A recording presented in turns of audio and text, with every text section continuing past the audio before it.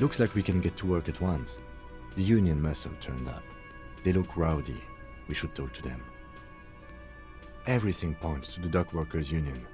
The belt used for hanging him, tracks in the mud, the circumstances in Martinez, my preliminary information, which may, of course, all be wrong.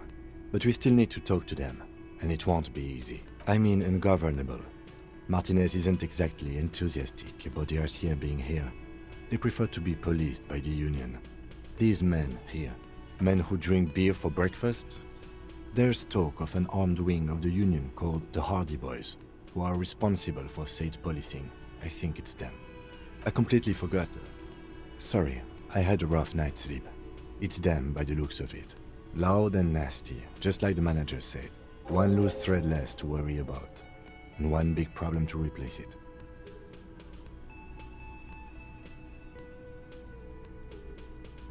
That would just escalate tensions. No captain would sign off on it. Solving one murder isn't worth a conflict between the RCM and the Debarders Union. In fact, even the death of 2 detectives might not warrant an all-out war. So let's keep a cool head, okay? He's not exaggerating about that mortal danger. Just calmly factoring it in. Your fists clench and your pulse rises uncomfortably. One more thing before we do. We don't have to talk to them immediately. We can walk right past them, continue with our business. Yeah, streetwise. Zoom right past. Do it on your own terms. But aren't you curious to know what they have to say about the murder? They're in no hurry to leave. They think they own the place. Anyway, I leave that choice to you. Whatever you decide is fine by me.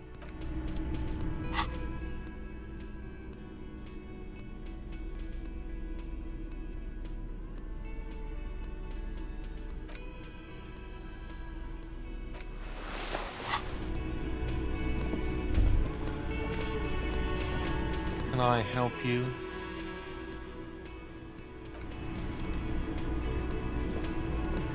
Just a moment.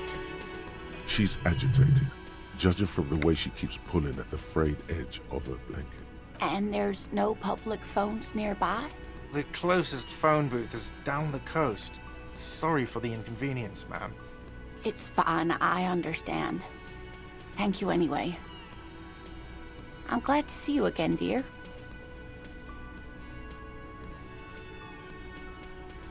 Please don't trouble yourself about me, sweetie.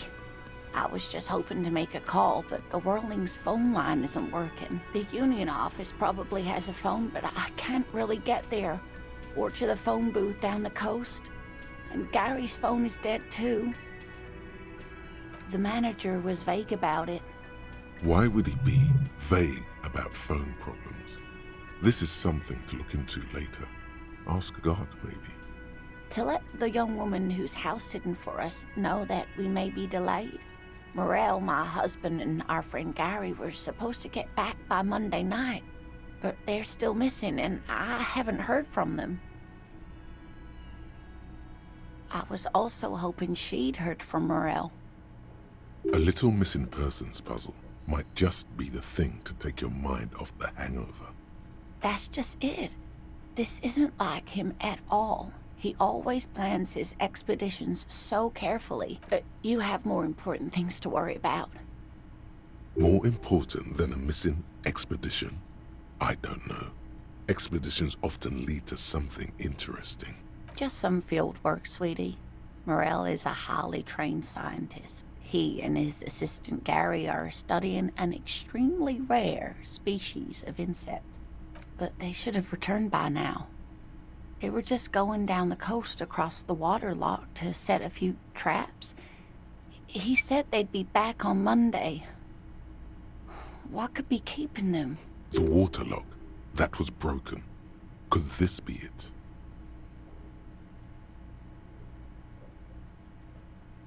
Oh, sweetie. Gary's as loyal as they come. I trust him with my husband's life any day. Oh my. What happened to the waterlock?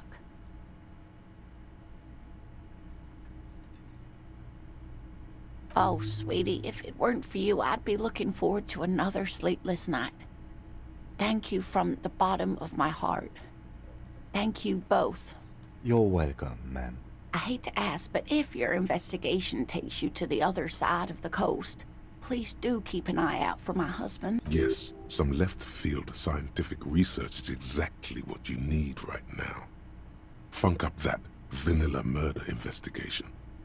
And if you see him, let him know Lena is waiting for him here at the Whirling. He gets so tangled up in his work that he may not know the water lock's been repaired. And it's cold out there. Oh, you're such a dear. Thank you, sweetie. Oh, sweetie, it's fascinating. But I shouldn't bore you with entomological minutiae. The lieutenant gives you a sideways glance. Well, it's a phasmid, technically. Ah yes, Phasmatodia, a diverse group of insects whose bodies resemble twigs, leaves, that sort of thing. Ghost insects, colloquially.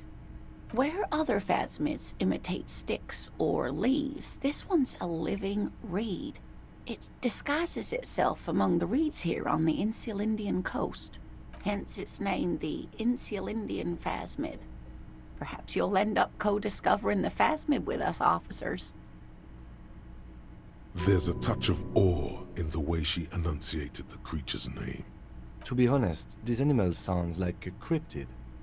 You wouldn't happen to be searching for some kind of gnome of Jeroma, would you?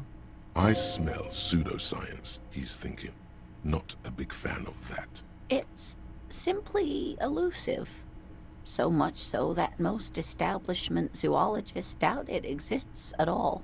Establishment. I thought so. Well, some teenagers making out in the reeds saw one. They didn't know what it was, of course, but there was a brief article in a local newspaper about their encounter with a ghost insect that looks like the reeds. Gary sent us the clipping.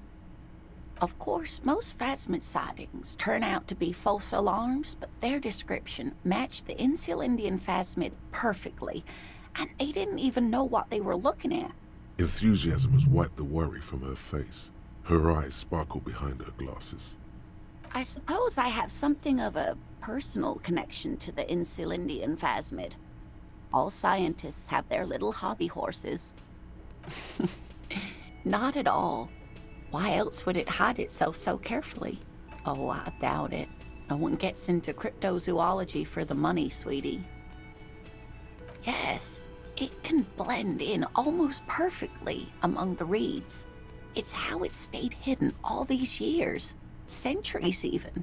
Oh dear. I'm afraid I'm not explaining this very well.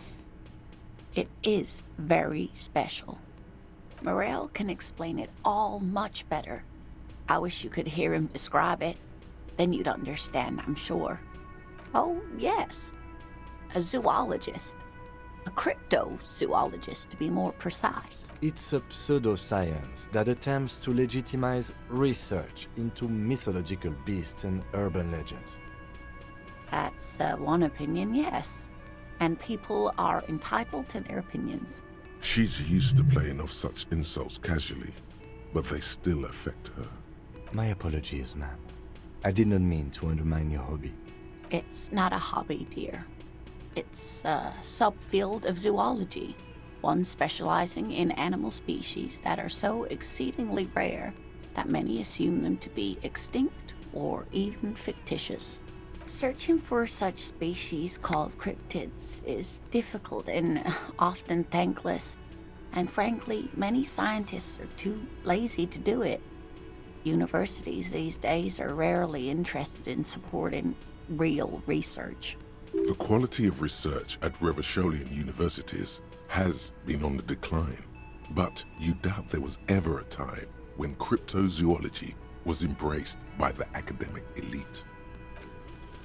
You're an enthusiastic idiot, but you're still an idiot. We don't have time for Cryptozoology 101. Let's get back to work, shall we? Wow, so someone's been a little boring. Yes, my standard liege. Someone's seen all sorts of wild ideas pop off and thought, I'll take the boring one. The regular, please. the brown.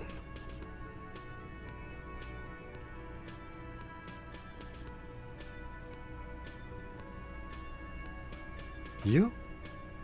I wouldn't worry about that. See?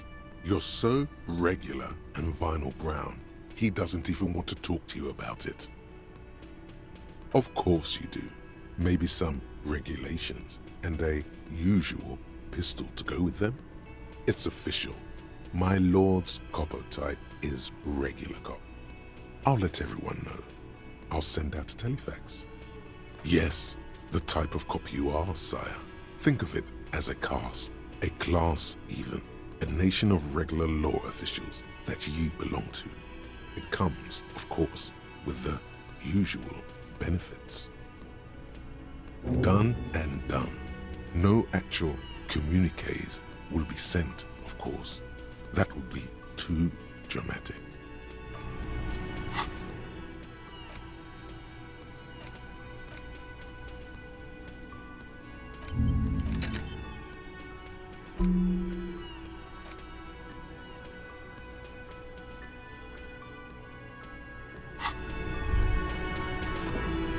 Can I help you?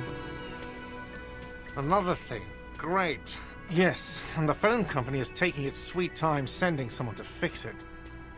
Losers. It's not strange, it's inconvenient. Who told you that?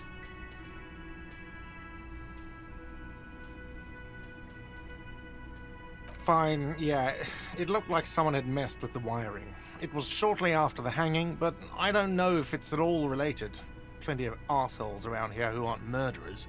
If you do find out who cut the line, though, let me know so I can forward them the repair bill.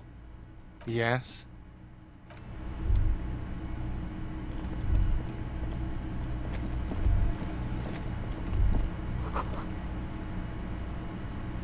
The man ponders his cooking utensils and gives you a little nod.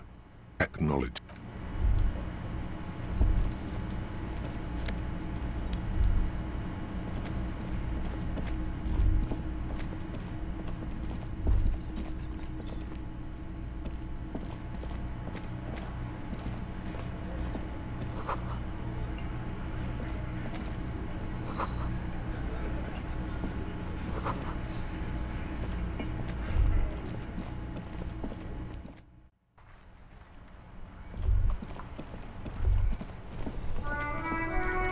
Still here, stuck in this damn jam, my man. What's up?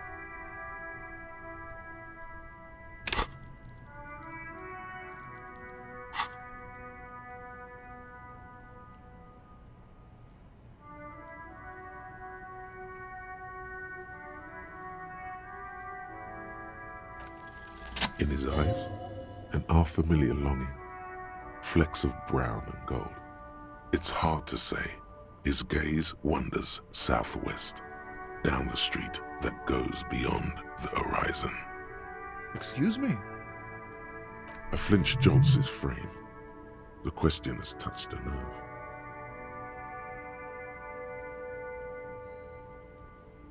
nerve.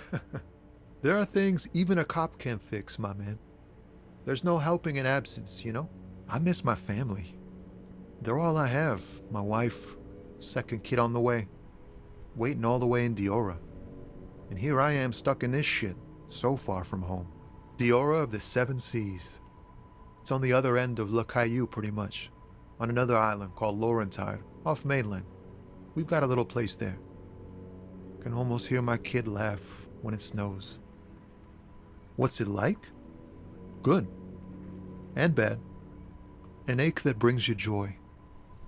I think of them a lot.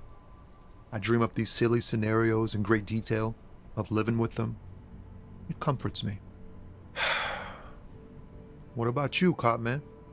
You missing someone? No, it's scarier than that. You're pursued by a hunter, smelling of apricots and sorrow, and the past.